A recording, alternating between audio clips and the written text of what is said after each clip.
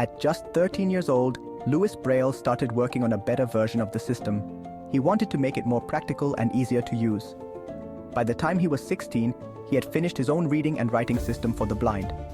Braille was based on 6 raised dots arranged in 2 columns of 3. Each combination represented a letter, number, or punctuation mark. Advantages of Braille. It was easy to read with just one finger. It allowed people to write using a stylus and a special board. It could be adapted to any language and even to musical notation. In 1829, Louis published his first book explaining his method. Over the years, Braille continued to improve his system, adding mathematical and musical symbols. However, his life wasn't easy.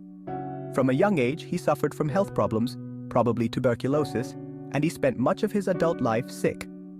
In 1852, at the age of 43, Louis Braille passed away without seeing his system fully recognized.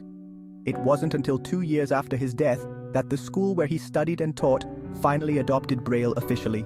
From there, the system spread to other countries and became the world standard for reading and writing for blind people. The legacy of Louis Braille. Today, Braille is used all over the world, in hundreds of languages and in different areas like education, books, documents, and school materials, music, sheet music adapted to the Braille system, and public signage, buttons in elevators, signs, and Braille signs. In 1952, 100 years after his death, the remains of Louis Braille were moved to the Pantheon in Paris, where some of the most important figures in French history are buried. However, his hands were buried in his hometown of Couvray as a symbol of his legacy. Conclusion: a hero of education. Louis Braille transformed the lives of millions of people. His story is an example of perseverance, ingenuity, and the fight for equal opportunities. Did you know the story of Louis Braille? Have you ever tried to read anything in Braille?